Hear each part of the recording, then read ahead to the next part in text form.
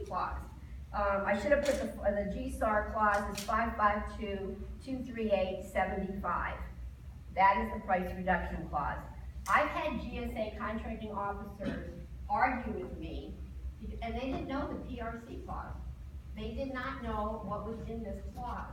Let me tell you, you can offer discounts to your federal agencies on or off the schedule at any time without invoking the price reduction clause. I had somebody argue with me that that's not true, sent her the PRC clause, and showed her that yes, you can. So I get that question a lot. You can always discount more to a federal agency. The GSA is happy about that. But pull this clause and read it. As I said before, I'll read you the most important part. There shall be no price reduction for sales to federal agencies, right here, made to state and local governments when it's placed under the contract, and the state and local government will be agreed upon in face of the award, caused by an error, and here's the one I couldn't remember before, if it's in excess of the maximum order threshold specified in the contract. So GSA, says, well, we know that we're gonna ask you for a discount if it's over the MOT. So it's the same way. You can offer under your fixed price schedule or whatever, you can offer a discount also without invoking the price reduction clause. But please read the price reduction clause if you have a GSA schedule or plan on getting one. Most favored customer pricing, that's one of these acronyms you're gonna hear, BOA, basis of award, MFC, most favored customer pricing. Does your MFC and your BOA have to be the same? Absolutely not. You do not have to offer GSA your most favored customer pricing, but you need to articulate why they don't get it. If you are a dealer, you obviously, and that's your MFC, I have that situation a lot. You're a dealer, that's your most favored customer pricing because they guarantee you, maybe they stock, they ship, they do a lot for you, they advertise. Does GSA get that pricing? No, because they're not gonna stock this product, they're not gonna ship it, they're not going to advertise, they're not gonna bill for you. So they don't, but you have to disclose them as your MFC. You just don't need to make them the basis of award. In fact, that would be not a good thing to do. How does GSA, consider what's fair and reasonable pricing? It used to be invoices, and they would go from there. But like I said, everything is going market pricing right now, with transactional data pricing coming into play. Formatted product tool. I'm going to be talking about all this at 4 o'clock. All the new GSA updates, initiatives that are coming into place. They have a lot more access to product, especially product information. Maybe a little bit longer for all the services, but for product information, you're going to see a lot more negotiation in determining fair and reasonable pricing. Escalating negotiations, can you do it? Absolutely. But do it the right way. I mean, if you truly do not agree with what you're, it could be a contracting specialist. Because there's a lot of specialists, they're new, they don't have signature authority, and if they have a team lead or a contracting officer, I always say, look, we can't agree to this. So can we get your contracting officer on the phone?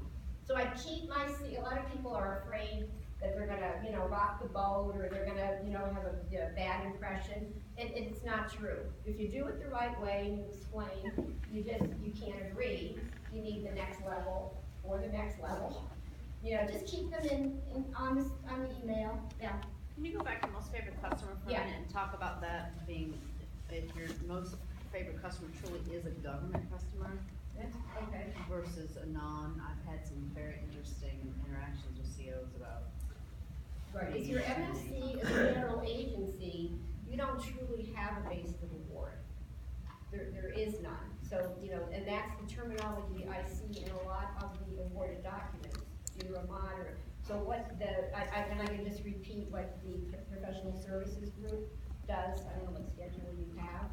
But what they do there is they actually say in your contract award, at this time, there is no MFC, or there's an MFC, federal agency, but there's no BOA tied to the price reduction clause. However, if you sell to a commercial client in the future, you must notify GSA of the change, and then of course, they'll establish with you a basis of reward. As soon as you sell to one commercial customer. If you sell it, not if you don't propose it, proposing it doesn't count. But you could submit 15 proposals and never win anything. So it's a sold, if you sell it, and invoice it is another word for sell. So if you do 99% of your stuff to selling to federal government, and then you come along and you have one that's a commercial because it's another time, that has to become your most favorite customer? Only for that labor category. Yeah. And that's the way, like like I said, PSS, I know, professional services schedule, they will do it by labor category. They will actually say, you know, for all labor categories except, you know, architect, administrative support is, this is your commercial customer. So they can break that out. But I know each branch office and agency does things, you know, a different way. But I like that way, because I mean, it's the facts. It's you know, you don't have, and you still have to monitor, and if you sell those other labor categories, then you still have to notify GSA. But why have, you know, if they're not your most favorite customer at the time, I don't agree that they should be your basis of award. E-commerce requirements, I'll go through this quickly. You know, you have to be registered in SAM, can't get a schedule till you are. You have to have what's called a digital certificate. And if you want to sign, anybody that's going to sign your contract or your mod must have a digital certificate. There's 2 different places, IdenTrust, ORC, yeah, you can get it. It lasts for 2 years. I think you can even get a 3rd one. But you have to have somebody, if they want at least, and I agree, 2 people in your company should have a digital certificate in case someone is on travel. If you have authorized negotiators, a 3rd party, you have to get that approved ahead of time. You are required to upload an e-offer. Everything is now uploaded online, which, as I said, is great. Unfortunately, if the VA would only do this. And every mod that you do has to be done electronically, but it's great because you know what? All your mods are in your offers right there in the system. There's like in the old days, the CO could say, I never got it, sorry, I didn't get it. Yeah, it's all date stamped on both sides, you know, so they, you know, the supervisors know how long GSA is counting, they, you know, their employees, how many days they keep something in place. So I think it's a positive. You have to keep your catalog up online in GSA Advantage. You want your customers, you finally win your schedule, you want your customers to find you up on Advantage. What your products will be in Advantage, your catalog, text file will be up there. And then the Vendor Support Center is an online help. They're really pretty good. I mean, sometimes you get good help, but reach out to Vendor Support. And they're pretty good at helping you with all this electronic, these requirements. The ordering process. So I hear this all the time, like, what do I do now? I finally have my schedule. And I'll be honest, and I know GSA is really making a commitment to try to get different agencies to use the GSA schedules, and I see it, you know, working, because I have some clients that are getting orders, I think with the Air Force, the Army.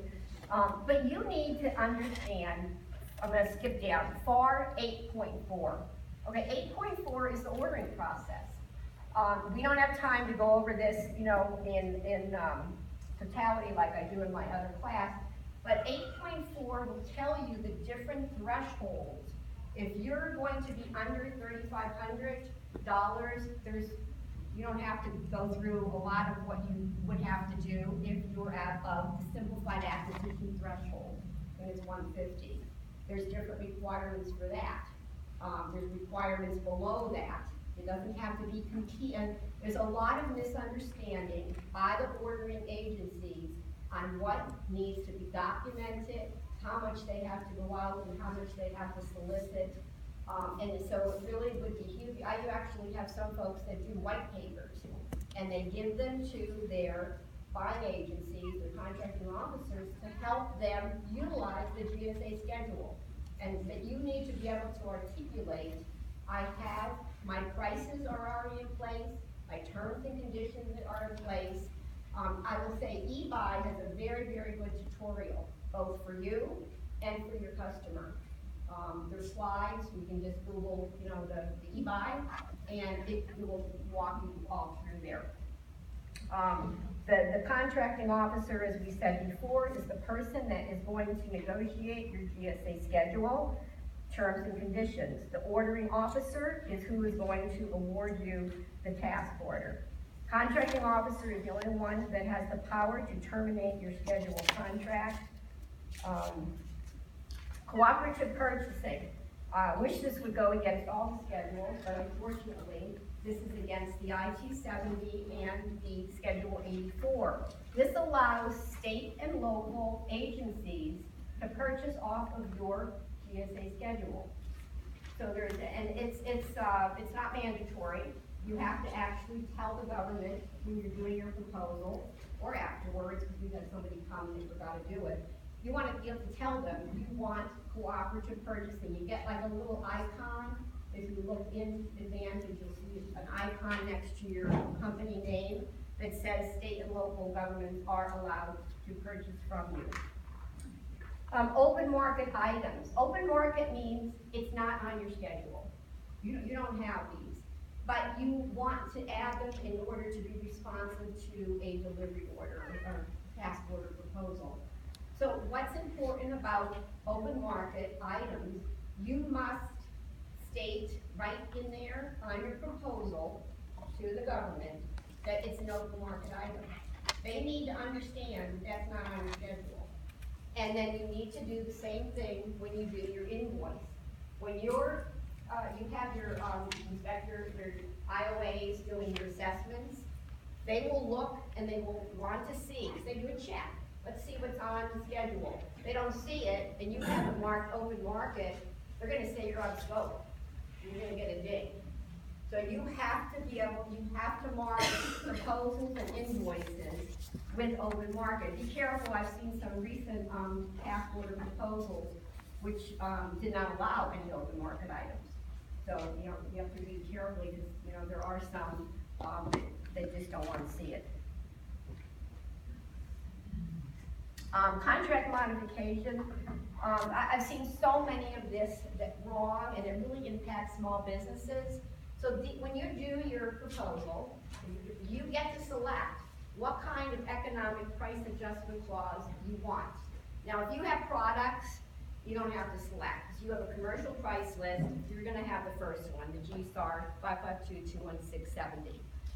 And then you get an increase, you need to give the government, do a mod, and upload a new commercial price list. So that one is set. Now, if you have services, you can either pick 969 parens 1 or parens 2. Parens 1, this goes in your pricing narrative. That's where I put it. Parens 1 means you're locking down for 5 years.